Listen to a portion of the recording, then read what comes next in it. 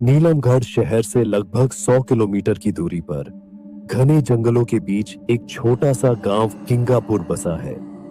इस गांव के किनारे एक सुनसान सा पानी का सोता बहता है। लोग इसे तालाब ए नीलम कहते हैं। किंगापुर छोटा मगर बहुत पुराना है। यहाँ के लोग जमीन और जमाने की कहानियां जुबान पर रखते हैं। जैसे ही शाम ढलती है, गांव के बुजुर्ग उसी पुराने पीपल के पेड़ के नीचे जमा हो जाते हैं। हल्की सी रोशनी की परछाइयों में वे पुरानी कहानियां सुनाते हैं, जिनमें हंसी कम और डर ज्यादा होता है। कहते हैं, जब अंधेरा गहरा कर चारों ओर फैल जाता है, तो वह पेड़ अपनी खामोश जबान में सरगोशियां करने लगता है, और जो व्यक्ति उस वक्त उसके नीचे फंस जाए, शायद वह कभी पहले जैसा वापस न लौटे। ए हरिया, क्या तुम्हें लगता है कि रामलोचन चाचा आज भी आएंगे? पिछली बार तो हम सारी रात बैठे रहे थे, मगर वो दिखाई ही नहीं दिए थे। हाँ, मगर याद रखो, वो जब भी आता है बिना कोई राज खोले नहीं जाता। मैंने अपनी पूरी जिंदगी में ऐसा आदमी नहीं देखा। लेकिन अगर वो अब कभी न आए तो ये पेड़, ये कहानियां, सब कुछ बस पुरानी यादों में रह जाएगा। उनकी बातों के दौरान पेड़ की शाखाएं अचानक जोर से हिल उठीं। हवा बिल्कुल बंद थी, मगर पत्तों के रगड़ने की डरावनी आवाज गूंज गई। तीनों बुजुर्ग एक पल के लिए चुप हो गए। उसी सन्नाटे के बीच दूर से एक साया उभरा, लंबा सा साया जो धीरे धीरे उनकी तरफ बढ़ रहा था। कदमों की आहट सुनाई दे रही थी, जैसे कोई लकड़ी की छड़ी से जमीन पर दस्तक दे रहा हो। अरे, ये तो रामलोचन चाचा आ रहे हैं। रामलोचन चाचा, गांव का सबसे रहस्यमय बुजुर्ग। उसकी उम्र के बारे में कोई नहीं जानता था। कोई कहता कि वह 100 साल का है, कोई कहता कि वह इंसान ही नहीं। कुछ लोग तो यह तक मानते थे कि वह सदियों पुरानी आत्मा है, जो इस पेड़ से जुड़ी हुई है। वह धीरे धीरे करीब आया। उसके कदमों के साथ उसकी पुरानी लकड़ी की छड़ी जमीन पर बज रही थी। उसकी आंखें अंधेरे में जलते हुए अंगारों की तरह लाल दिख रही थीं। अरे यार, तुम लोग आज फिर मेरे इंतजार में बैठे हो? हाँ बाबा, क्योंकि यह पेड़ आपके बिना चुप रहता है क्या? हम जानते हैं आपके पास वे राज हैं जो और किसी के पास नहीं। रामलोचन चाचा ने मुस्कुराकर पेड़ की शाखाओं की तरफ देखा। अचानक शाखाएं अपने आप हिलने लगीं, जैसे किसी ने उन्हें पकड़कर जोर से झकझोर दिया हो। हवा फिर भी नहीं थी। आप लोगों को पता है क्या, यह पेड़ आज भी जाग रहा है, यह आज भी बोल रहा है, और जो कुछ यह कहता है वह हमेशा सच होता है। उसी पल पेड़ की जड़ों के नीचे से एक हल्की सी आवाज उभरी, जैसे कोई औरत जमीन के अंदर से रो रही हो। आवाज इतनी धीमी थी कि तीनों बुजुर्गों के रोंगटे खड़े हो गए। रामलोचन चाचा, ये कैसी आवाज है? क्या वाकई कोई दफन है इसके नीचे?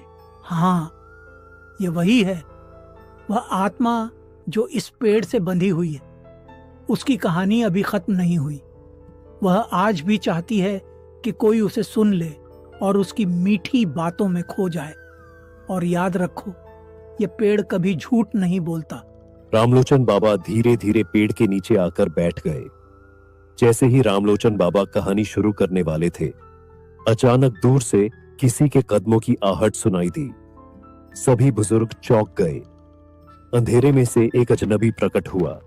उसके कपड़े धूल से भरे हुए थे, चेहरा थका हुआ और कंधे पर एक पुराना थैला। वह पीपल के पेड़ के पास आया और बोला, सलाम बुजुर्गों, मैं एक मुसाफिर हूं, रास्ता भटक गया हूं। रात अंधेरी हो चुकी है। क्या मैं ये रात तुम्हारे गांव में गुजार सकता हूं? हाँ, मगर हमारे घरों में जगह नहीं है। ये गांव छोटा है, सबके घर तंग हैं। मैं दिन भर चलता रहा हूं, पैरों में ताकत नहीं बची। सिर्फ एक रात की बात है, सुबह होते ही निकल जाऊंगा। अगर जगह चाहिए तो यही पेड़ है, लोग अक्सर यहाँ बैठते हैं। तुम चाहो तो इसके नीचे आज रात आराम कर लो। अजनबी चौंक कर पेड़ की तरफ देखता है। इसकी छाया में अजीब सी सनसनी है। पेड़ के नीचे अंधेरी रात है, मगर खैर छत तो है ही नहीं। सोच लो यात्री, यह पीपल का पेड़ आम नहीं है जो इसके नीचे रात बिताता है। वह अगले सुबह वैसा नहीं रहता जैसा सोते समय था। बुजुर्गों, मैंने पहाड़ों में रात बिताई है, कब्रिस्तान के पास भी सोया हूं। एक पेड़ मुझे क्या नुकसान पहुंचा सकता है? हमने अपनी आंखों से लोगों को बदलते देखा है। नहीं जानता कि यह पेड़ किस वक्त जाग उठे। तुम्हें हमारे घरों में जगह नहीं मिलेगी, फैसला तुम्हारा है। तो ठीक है, मैं चलता हूं। अगर गांव में कोई जगह नहीं मिली तो आखिरकार रात बिताने के लिए मुझे यह पीपल का पेड़ ही ढूंढना पड़ेगा। रात गहरी हो चुकी थी। गांव की गलियां सुनसान और डर से भरी हुई थीं। यात्री बार बार गांव के दरवाजों पर दस्तक देता रहा, लेकिन किसी ने दरवाजा नहीं खोला। लोग अंदर से धीरे धीरे फुसफुसाते रहे, मगर बाहर निकलने की हिम्मत किसी में नहीं थी। यात्री थक कर गली के बीच खड़ा हुआ और खुद से बोला, अरे यार, ये कैसे लोग हैं? कोई भी मदद के लिए तैयार नहीं।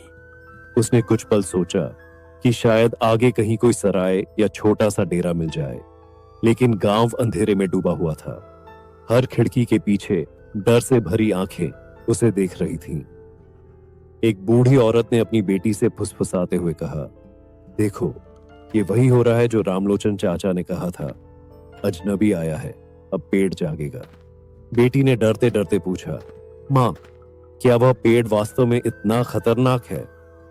मां ने कांपती आवाज में कहा, हां बेटा, अगर वह वहां बैठ गया और वह इस चालवा की मिट्टी मिट्टी बातों में आ गया तो उसकी यह रात आखिरी होगी।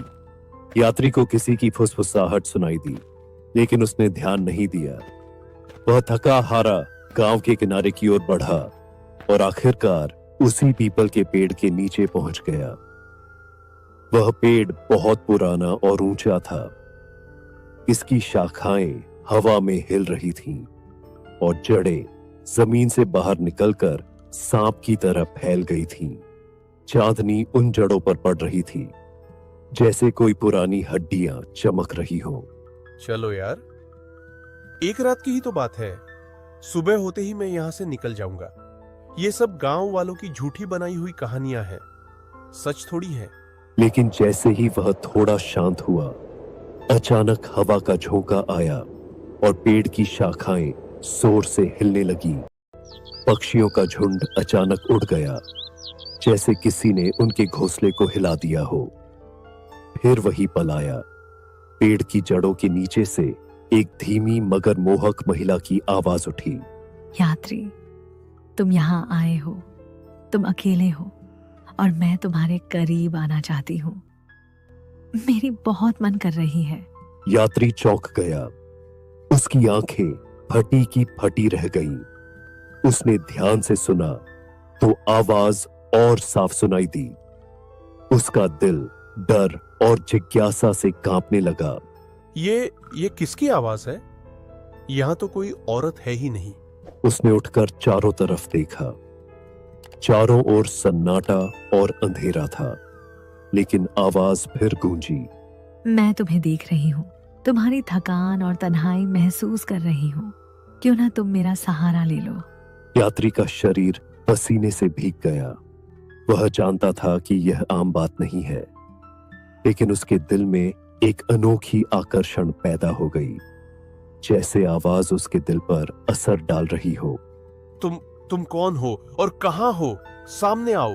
इस बार आवाज और करीब से सुनाई दी, जैसे जमीन के अंदर से कोई बोल रहा हो। अगर तुम मुझे देखना चाहते हो तो मेरी तरफ झुक कर देखो, जड़ों के बीच।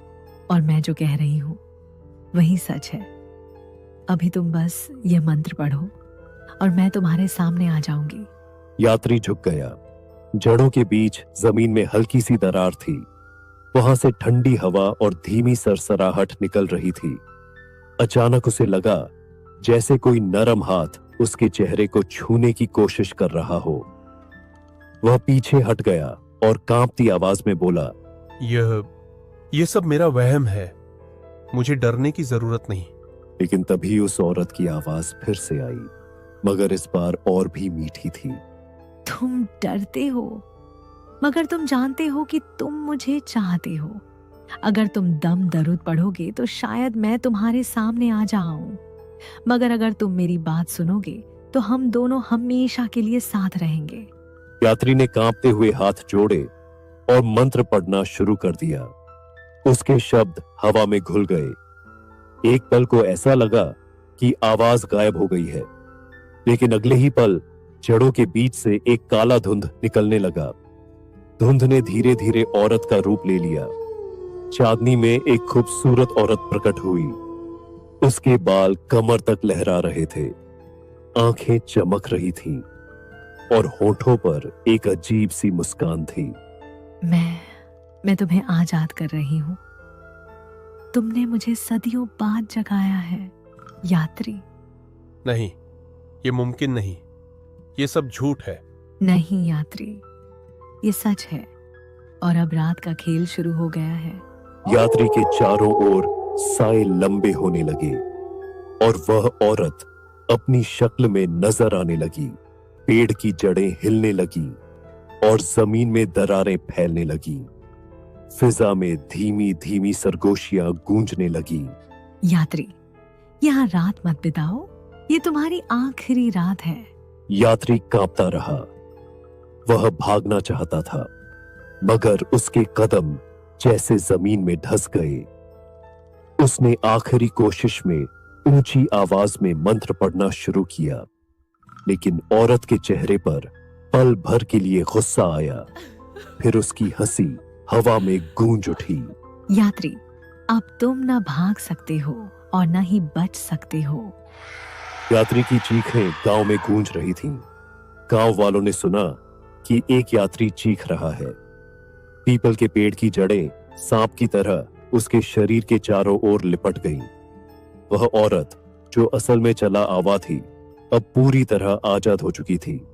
सुबह होते ही गांव वाले पेड़ के पास आए। जमीन पर यात्री का थैला और जूते पड़े थे, लेकिन यात्री खुद गायब था। मैंने कहा था, जो इस औरत की आवाज के जादू में आ जाए वो जिंदा वापस नहीं आता। गांव के लोग डर के मारे एक दूसरे को देखने लगे। किसी में इतनी हिम्मत नहीं थी कि वह पेड़ के पास जाए। दोस्तों, यह कहानी वही थी जो सदियों से इस गांव के लोग सुनाते आए हैं। कहा जाता है कि अगर कोई अजनबी इस पीपल के पेड़ के नीचे रात बिताए और उस औरत की बातों में आ जाए, तो फिर उसकी सुबह कभी नहीं होती। अगर आपके गांव में भी कोई ऐसा पेड़, कोई ऐसा खंडहर या ऐसी जगह है, तो याद रखिए विख्यात वहां रात मत बिताइए, क्योंकि कौन जानता है कि आवाज जो आपको बुलाती है वह इंसान की है या चला आवे की।